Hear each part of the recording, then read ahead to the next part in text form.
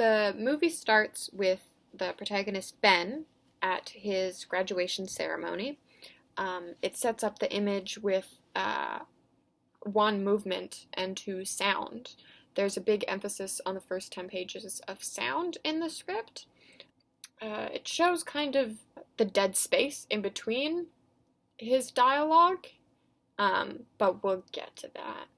It starts in the amphitheater. He is the valedictorian, or is it's not prefaced that he's the valedictorian, but he is making a speech at his graduating university ceremony.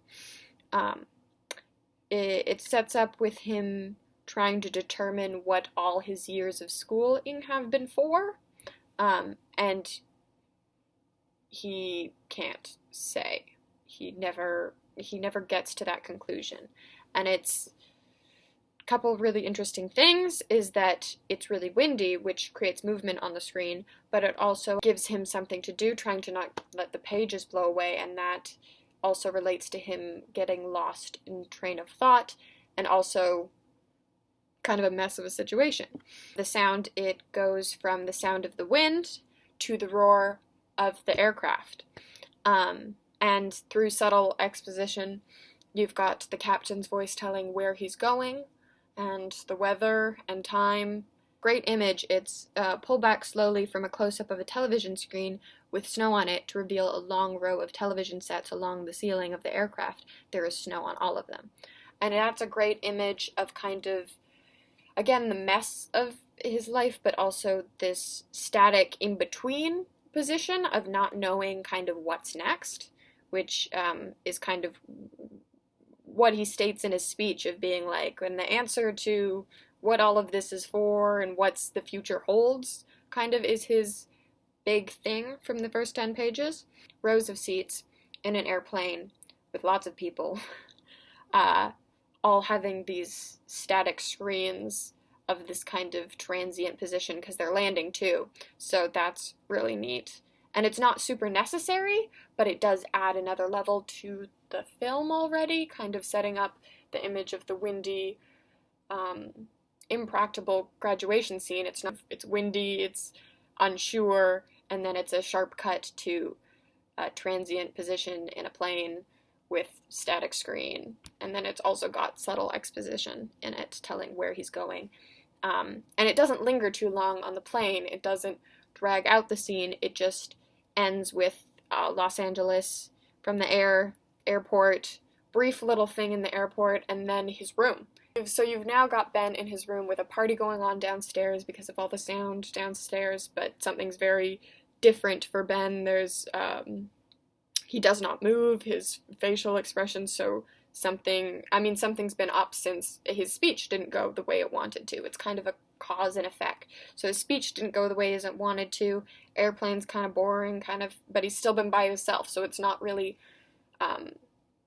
you don't see how this character is reacting with other people, really, until his dad comes upstairs. But then you've got this great conversation of not really saying how, all of the whole party scene, which is what follows in these next pages, has him saying really interesting things that you're not saying what you're meaning, really. And even when they do, it's all short and very realistic dialogue. And I can read a bit of it and analyze it. That, because his father says, "What is it, Ben?" And Ben says, "I'm just," and then his father puts in his mouth, "Worried?" And he said, "Well, about what?" His father says. "I guess about my future," says Ben. But it's so far really clipped dialogue, and even though it's answering kind of, "I'm just worried," he's still not fully, he's like, "I guess about my future, but not really specific." And he's like, what about it? And he says, "I don't know, I just want it to be what?" And it's also in those lines, I don't know, I want it to be what? And he says quietly, "Different." And that's also a really good setup of characters in that you don't know, his father is disconnected from his son a little bit, and just in that he's like, I kind of know what you mean. He's like, "Oh, what about the future? Were you worried?" He knows that he's worried, but it's not really, and he's like, "I want it to be," and you like, "To be what?" Like, how? I don't know. There's like it's a very interesting conversation where they don't really say what they mean, like, and that's good. And then his mom comes upstairs and asks if anything wrong. And this is also a really good telling moment that it doesn't say, no one says what they mean, because wife comes upstairs and says, is anything wrong? And he says, no, no, we're just on our way down. And it's complete dismissal of anything. And since the father's ultimate goal is to get his son downstairs, it's also another way of doing that, even though he clearly doesn't seem to be okay. The next scene that follows is he comes downstairs, and this is kind of the catalyst starts from his speech not going, and these feelings in this character, but then it also gets set up very subtly just before the actual meeting of these two characters, which I'll get to. Is Ben comes downstairs and he's talking to the first kind of party guests he's talking to. He's like, oh, that car's out there is yours, and he's like, that's Ben's graduation present, his father says. But then he says, won't have much trouble picking them up in that, will you? And he's confused. He says, sir? And he said, the girls, the chicks, the teeny boppers. And so it sets in place the idea of, romantically, it's not just his future that he's unsure about, it's his romantic endeavors that is also like, oh, yeah. And he doesn't answer that. Then it's his wife that says, I think Ben has gotten beyond the teeny bopper stage, haven't you, Ben? And then she gives a wink. Ben tries to smile and return the wink politely. And then he said, yes, ma'am.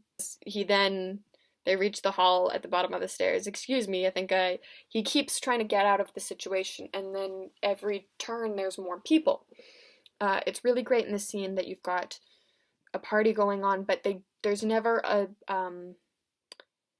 a new scene starts, you've got Ben going throughout this party, and it's almost like theater in that way, and I don't know why I said theater weird, but we're going with it. You've got Ben going between the people, and it always leads into other people, and it never stops. The flow of the party as he's going through it doesn't break for the longest time.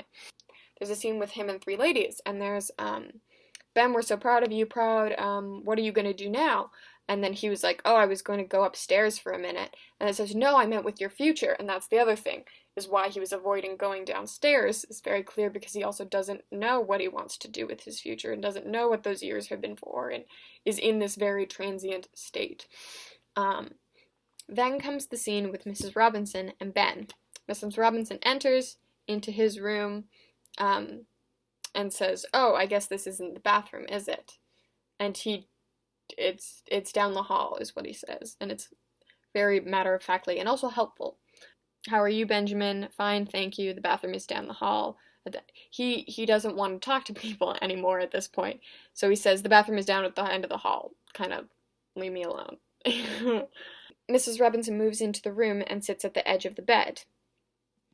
And Ben expresses, look, Mrs. Robinson, I don't mean to be rude. And this is also really interesting because it's his first time he's really spoken up since kind of his father, that he's like, I want to be left alone, and expresses his true feelings. It sets up these characters very well because Ben says, I don't mean to be rude, but he cuts himself off because he doesn't want to be rude. He's trying to get some backbone to, look, Mrs. Robinson, I don't mean to be rude, and he's trying to express feelings like, go away, but he doesn't, because he's not that type of a person, whereas Miss Robinson takes out the cigarette and does mean to be rude in a way, because she then asks, is there an ashtray in here? And he says no. But she says, oh, I forgot, the track star doesn't smoke. She blows out the match and puts it down carefully on the bedspread. Ben picks up the wastebasket, walks over to the bed, picks up the match, and puts it in the wastebasket. And that perfectly summarizes is that Ben is super helpful and oblivious too. But she blows out the match, and she's been smoking. She's very decisive in her actions, takes out a cigarette, puts it out puts it down carefully on the bedspread, match. Whereas he's helpful. He's like, oh, you need the waste basket. I'm gonna help you put that out, kind of thing. We have Mrs. Robinson saying, "Is it a girl?" He says, "Is what a girl?" Also bringing back romantically involved, whatever it is you're upset about. So Mrs. Robinson is the first person to really notice, other than his father, and also the first different, that she is different than the other characters that have been presented so far. There's an understanding here. And this is the first kind of plot point, I would say, is will you take me home? So he gives her the keys and tries to his car and be helpful. Ask him, he's like, oh, non-committal about 9, question kind of, oh, doesn't directly face, but then you have that resolution. He'll obviously eventually come to a realization or make some kind of decisive action and about his future.